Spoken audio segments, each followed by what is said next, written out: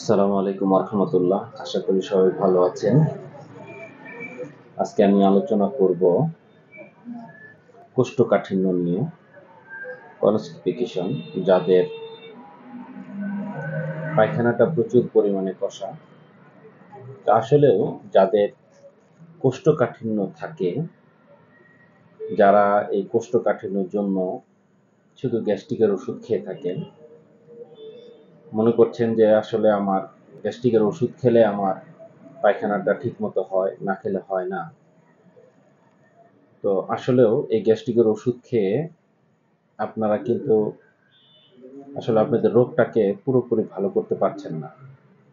আর যাদের এই কোষ্ঠকাঠিন্য হচ্ছে, এই কোষ্ঠকাঠিন্য থাকতে থাকতে যদি দীর্ঘদিন আপনার এই কোষ্ঠকাঠিন্য হয়, আপনার মলটা যদি শুকিয়ে যায়, আর এটা আপনার এই শুকনো মলটা যদি আপনি জোরে প্রেসার দিয়ে আপনি পটি করেন, তাহলে আপনার যে পায়ুপথ আছে, এই পায়ুপথের যে আপনার টিস্যুগুলি আছে, এই টিস্যুগুলি আস্তে আস্তে আস্তে আস্তে দুর্বল হতে থাকে।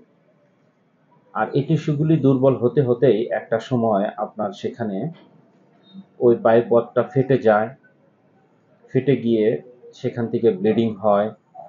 এবং কি ব্লিডিং হলে দেখা যায় যে অনেক দিন যদি এরকম ব্লিডিং হতে থাকে, পায়ুপথটা যদি ফেটে যেতে থাকে, তাহলে সেখান থেকে মাংস বৃদ্ধি হয়।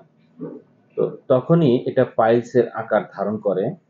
এবং কি অনেকে বলে যে আঙ্গুরের মতো থোকা থোকা মাংস বের হয়ে গেছে, ব্লিডিং হচ্ছে, প্রচুর পরিমাণে ব্যথা হচ্ছে। তো এগুলির আসলে মূলত পক্ষে এই যে পাইলস রোগটা আমরা বলে থাকি, এই পাইলস রোগটা মূলত পক্ষে হয়ে থাকে আপনার কোষ্ঠকাঠিন্য থেকে। তো যাদের এই কোষ্ঠকাঠিন্য আছে, এখনো যাদের পাইলসের প্রবলেম হয়নি, তাদের উদ্দেশ্যে আজকে আমার এই ভিডিও, যে আপনারা যত দ্রুত পারেন আপনাদের এই কোষ্ঠকাঠিন্য বা কনস্টিপেশন বা কষা পায়খানা থেকে কিভাবে মুক্ত হওয়া যায়, সেই চিকিৎসাটা আপনাদেরকে করা উচিত। তো এই জন্য আমি বলবো সবচেয়ে উত্তম চিকিৎসা হচ্ছে হলো হোমিওপ্যাথি চিকিৎসা, যেই চিকিৎসার মাধ্যমে আপনি পুরোপুরি কোষ্ঠকাঠিন্য থেকে মুক্ত হতে পারবেন। এর পাশাপাশি আপনার যে খাদ্যাভ্যাস, এই খাদ্যাভ্যাসটাকেও পরিবর্তন করতে হবে।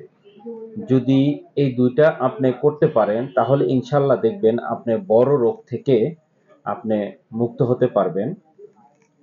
এবং কি যাদের এই পাইলস রোগ হয়ে গেছে, তাদের উদ্দেশ্য আমি বলবো যে যাদের হয়ে গেছে তারাও এই অনেক ধরনের চিকিৎসা করেন, এই উল্টাপাল্টা চিকিৎসা না করে আপনারা আসেন, হোমিওপ্যাথিতে আসেন, হোমিওপ্যাথি চিকিৎসা করেন, ইনশাল্লাহ দেখবেন আপনি পুরোপুরি সুস্থ হয়ে যাবেন।